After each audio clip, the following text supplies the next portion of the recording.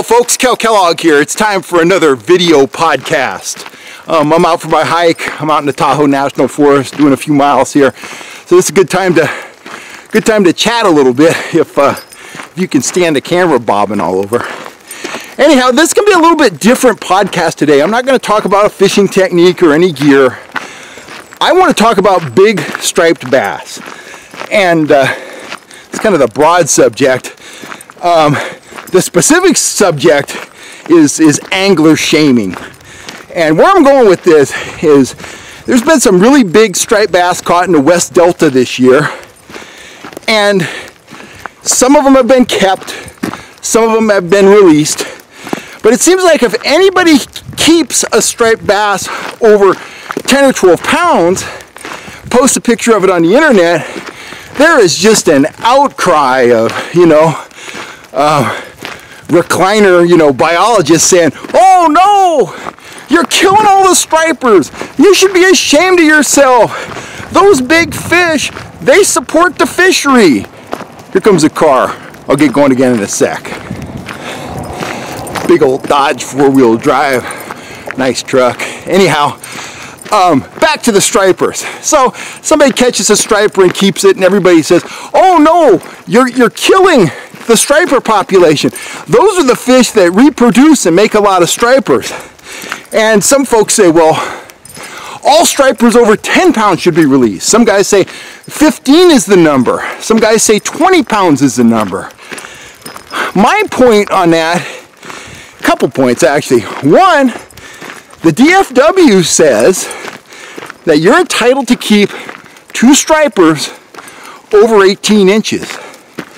Now, contrary to what you might have heard, or what you might have read, or what somebody told you, or what the man that met Andy Griffith's cousin might have told you, there is absolutely zero scientific evidence that those big stripers are the most prolific spawners. Research indicates that the most prolific spawners in the striped bass community are fish that weigh between 10 and 15 pounds.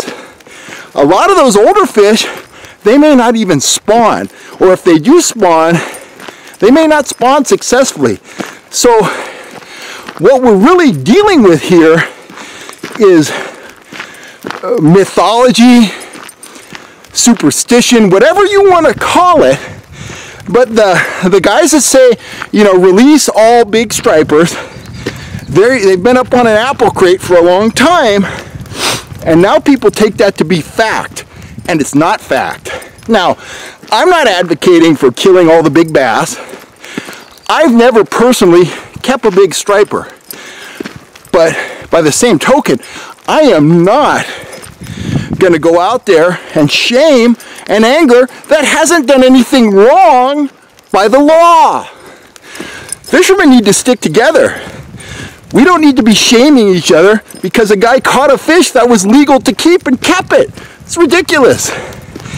And, a lot of the guys that are saying, well, these big fish need to be released, they're the old timers that have caught and killed more fish over 30 pounds than you'll ever have a chance to catch.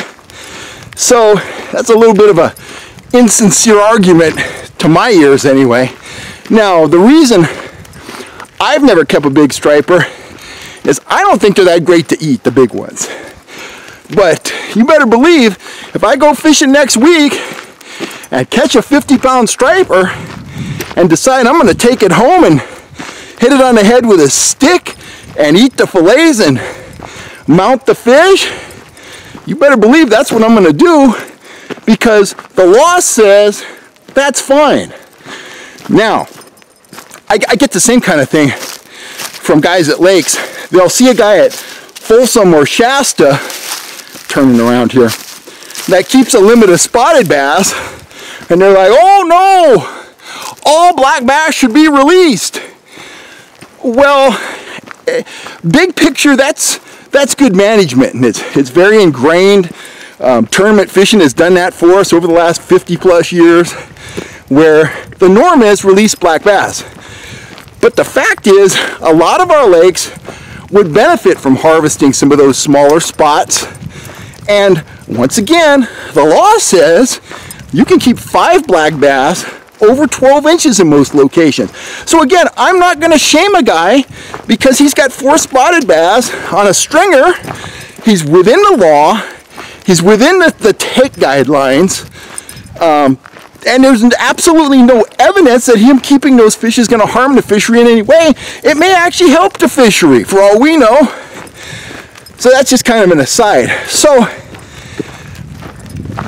in the broad view, let's stop shaming anglers for doing something that is A, legal, and B, is not proven to harm the fishery in any way. And don't go by, you know, somebody told me and now it's become the mythology of our fisheries, and that's the way we have to do things.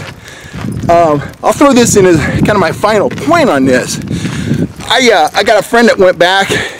One of his bucket list things was to go back and fish the big stripers on the East Coast. And he finally went. 6-pack boat, 6 people on the boat. They could keep 1 fish. They all kept their fish, and the fishery is very, very strong. Guess what? The smallest, not the biggest, the smallest fish on the boat was 36 pounds.